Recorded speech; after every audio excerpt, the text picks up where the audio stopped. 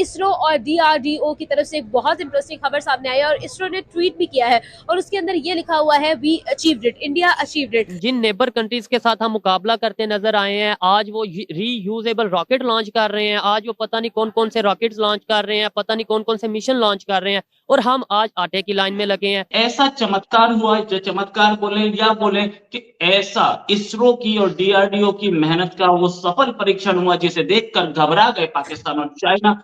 India का इस position में चाइना के मुकाबले में खड़ा हो जाना इटसेल्फ, एंड चाइना इंडिया को इटसेल्फ ये रिकॉग्नाइज किया जाना कि वो ग्लोबल साउथ की बात कर रहा है, that is a big mileage. उन्होंने रीयूजेबल सैटेलाइट लॉन्चर्स जो है वो बनाने में कामयाबी हासिल कर ली है। पहले सोशल मीडिया पे पोस्ट वायरल थी कि एक साइड पे हमारे प्राइम मिनिस्टर आटे की लाइन में जो है लोगों को आटा दे रहे हैं, और इंडिया के प्राइम मिनिस्टर जो है वो कोई रॉकेट का लॉन्च वगैरह था उनका, वो इसलिए आपने ये शायद देखा हो ना देखा। रीयूजेबल लॉन्च व्हीकल यानी कि जिस व्हीकल को हम दोबारा यूज कर सकते हैं, उसे कर्नाटक के चित्रदुर्ग में टेस्ट किया गया।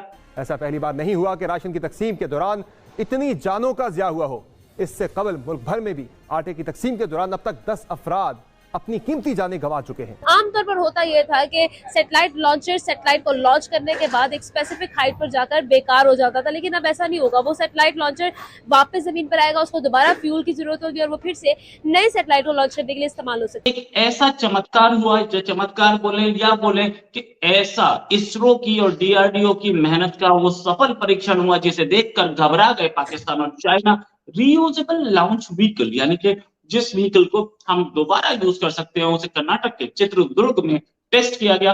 लॉन्च व्हीकल वापस आया, चिनूक से फायर किया गया था। ये लॉन्च व्हीकल वापस आया और इसने अपनी अपनी अपनी जो कैपेसिटी है वो डेमोन्स्ट्रेट की। इसी पर बात करने के लिए हमारे साथ प्रोफेसर डॉक्टर DK पांडे हैं। ये ऑफिसर रह चुके हैं इंडियन एयरफोर्स में और अब ये भारत माता की सेवा में। सर बहुत बहुत स्वागत आपका हमारे शो में। पहली चीज सर, ये रीयूजेबल लॉन्च व्हीकल होता क्या है और ये कितनी बड़ी अचीवमेंट है इंडिया के लिए? बहुत बहुत धन्यवाद मुझे अपने शो में बुलाने के लिए। और जहां तक है बात ये रीयूजेबल लॉन्च व्हीकल की, तो ये उस तरह से ही है कि मुझे मार्केट जाना था और मैंने अपनी गाड़ी उठाई, मैं चला गया और वापस आ गया, और फिर मुझे दोबारा अपने मित्र से मिलने जाना था, फिर मैंने गाड़ी उठाई चल के आ गया। और फिर मैंने मुझे बेगम ने कहा कि आप जो है बाजार जाके कुछ ले आइए, तो मैंने फिर गाड़ी उठाई और चला गया। तो वो एक ही गाड़ी का प्रयोग बार बार हो रहा था। अगर सोचिए मेरे पास वो गाड़ी नहीं होती और मैं गाड़ी मंगाता और हायर करता या खरीदता, अतिशयोक्ति हो जाएगी खरीदने वाले उदाहरण पर, तो मैं तो समय कितना मेरा जाया होता और कितना ज्यादा पूंजी मुझे लगानी पड़ती। इसी को मद्देनजर रखते हुए जो स्पेस में स्टेक होल्डर्स हैं, जो कि स्पेस डेवलपमेंट में लगे हुए मुल्क हैं, उन्होंने इसके बारे में काफी सोच विचार किया। लेकिन इसकी जरूरत क्यों पड़ी? क्या पैसा ही सब कुछ कारण है या कुछ और भी फैक्टर थे? वो बहुत ही महत्वपूर्ण है जानना। इसके पहले कि हम इसरो ने क्या किया और वो क्या था, क्योंकि पूरे विश्व में अनूठा किया इसरो ने, जिस पर हम ही सब ही को गर्व है।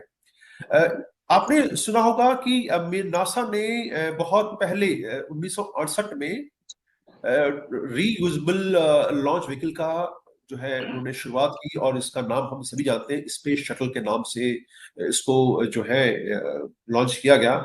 और स्पेस शटल ने बहुत ही कामयाबी हासिल की। 150 फुट लंबे सॉलिड फ्यूल बूस्टर के साथ इसको जब लॉन्च किया गया तो सभी जो है हाथ पर रह गए, क्योंकि ये एक अनूठा प्रयोग था। और किसी ने इस बात की कल्पना नहीं की थी कि उतना घर्षण जो होता है रॉकेट की उस गति से जो जाता है, और वो जब आता है तो वो उसको समुद्र में ही जो है हमें उसको रखना पड़ता, उतारना पड़ता है, क्योंकि उस ऊर्जा को, किससे जो गर्मी होती है उसको संभालना, हैंडल करना बहुत ही मुश्किल होता है।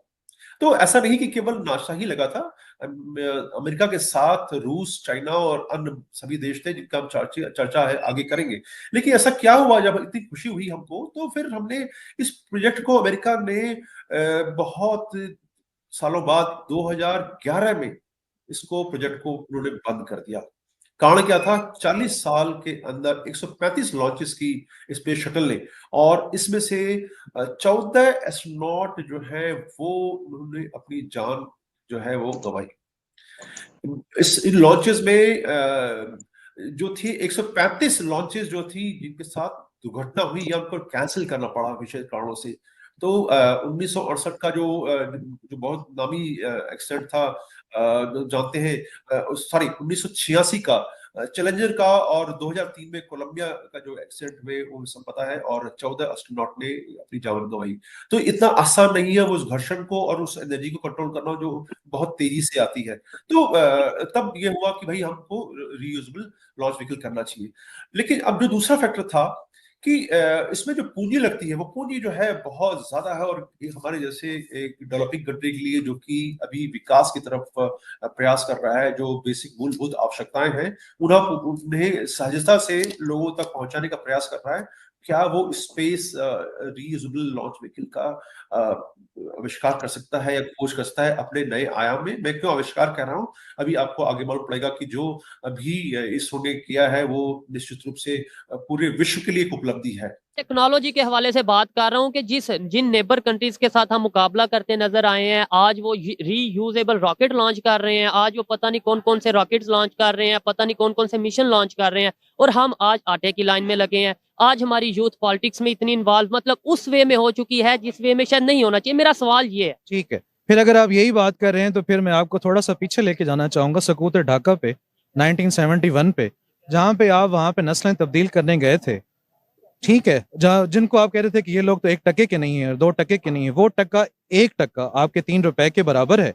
और टेक्नोलॉजी में वहां पे बुलेट, आपने टेक्नोलॉजी की बात की ना, वहां पे 3 बुलेट ट्रेन चल रही है ढाका में। आज या कल रात को तीसरी बुलेट ट्रेन का आगाज हो चुका है। आपने ये कहा ना कि आटे की लाइनों में, और यहाँ पे भगदड़ मच के 15 लोग शहीद हो चुके हैं। तो आप किस चीज की बात कर रहे हैं, किस टेक्नोलॉजी की बात कर रहे हैं? अगर आप बात कर रहे हैं कि वसाइल की बात कर रहे हैं, अगर आप बात कर रहे हैं कि अपॉर्चुनिटीज की बात करें कि यूथ बाहर क्यों जा रही है, यूथ को यहाँ ये कंसर्न है ना मेरा कि क्यों ब्रेन ड्रेन हो रहा है। अगर आपको लगता है कि पॉलिटिक्स ही होनी चाहिए, फिर वो क्यों पढ़े लिखे लोग बाहर